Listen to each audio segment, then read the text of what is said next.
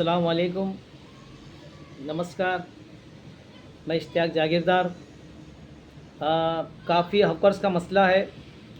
मेरे पास काफ़ी हॉकर्स आते थे, जागीरदार साहब आवाज़ उठाइए, हमारे मुद्दे के लिए आवाज़ उठाइए। तो मैं आज उनसे कहना चाहता हूँ कि अब आवाज़ उठाने का काम हमारा नहीं है, अब आवाज़ उठाने का काम आप लोगों के हाथ में है। जितने भी वेंडर्स हैं मुंबई महाराष्ट्र में, सुन लीजिए गौर से, क्योंकि अब चुनाव आ रहा है, इलेक्शन आ रहा है। तुम्हारी मांगे पूरी करो, कोई बुलडोज़र नहीं लगेगा, कोई महानगर पालिका आके तुम्हारा धंधा नहीं हटाएगा, कोई आके तुम्हारा नुकसान नहीं करेगा, कोई फाइन नहीं मारेगा, कोई पुलिस आके तुमको नहीं सताएगा। क्योंकि ये जो सरकार बनी है, ये बड़ी बड़ी बातें कर रही सरकार। तो आप इनसे कहो कि जितने भी हॉकर्स हैं उनको हॉकर्स जोन बना के बसाने का काम आप करो, उजाड़ने का काम नहीं करना।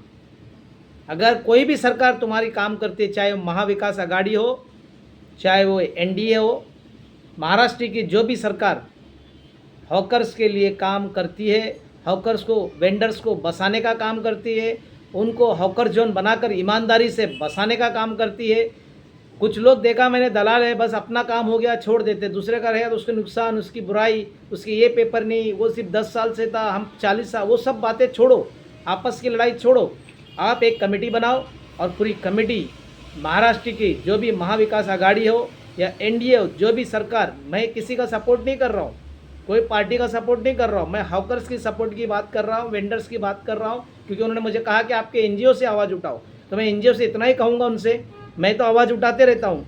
मैं लड़ाई अभी आपको लड़ना है, मैं बहुत आगे हो गया, बहुत पैसा बर्बाद किया, बहुत नुकसान किया, मीडिया को भी बहुत पैसा दिया मैंने, अब नहीं दूंगा, अब मैं नहीं खर्चा करूँगा। अब आपको खर्चा करना है, आपको दौड़ना है, आपको क्यों पता तो चले कितनी मेहनत होती है कोई काम को कामयाब करने के लिए। इश्तियाक जागीरदार अपने जेब से खर्चा करके काम कर रहा है और तुम्हारे नगर सेवक एमएलए मलाई खाएंगे, ये बिल्कुल नहीं होगा। मैं आपको रास्ता बताऊंगा, आप पूरी टीम बनाइए और पूरी टीम बनाकर सरकार के पास बैठो, बड़े बड़े जो मुख्यमंत्री हैं उनके पास बैठो और बोलो कि हमारी ये मांग पूरी करो, हमारे पूरे वोट्स आपको गिरेंगे। क्योंकि यहाँ पे 2.5 से 3 लाख वोट मुंबई के अंदर, ठाणे में भी मेरे ख्याल से लगभग 6 से 7 लाख लोग अगर वोट किसी भी सरकार को देते हैं तो इनके परिवार के 5-5 वोट भी पकड़ेंगे, 6-6 वोट भी पड़े, 50 से 60 लाख वोट उस सरकार को गिरेगी और वो कामयाबी की ओर जाएगा। आप होशियार हो जाओ, अब किसी नेता की बात मत सुनो, अब अपना काम निकालो।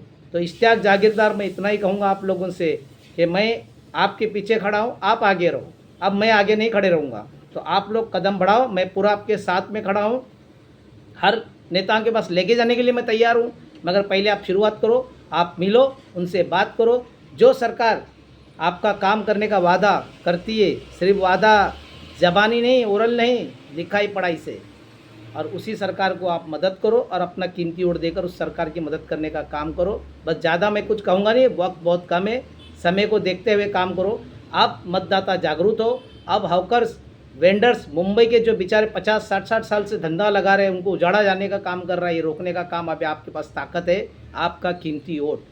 ये मेरा नेता, वो मेरा नेता, कोई नेता तुम्हारे नहीं, सब नेता एक हैं, एक ही टेबल पे बैठ के खाना खाते हैं, चाहे बीजेपी वाला हो, चाहे कांग्रेस वाला हो, चाहे एनसीपी वाला हो, ये सब अंदर एक दूसरे के साथ में टच रहता है, सिर्फ मरता है गरीब, हम और आप जैसे लोग। तो मैं आप लोगों के साथ में खड़ा हूँ, इतना ही कहूँगा कि आज आप लोग मीटिंग करो, पूरी कमेटी बनाओ और आप लोग कोई भी सरकार से जो तुम्हारी वादा करता है, काम करने का लगता है, उसका सपोर्ट करो। बस जय हिंद, जय महाराष्ट्र, इश्तियाक जागीरदार।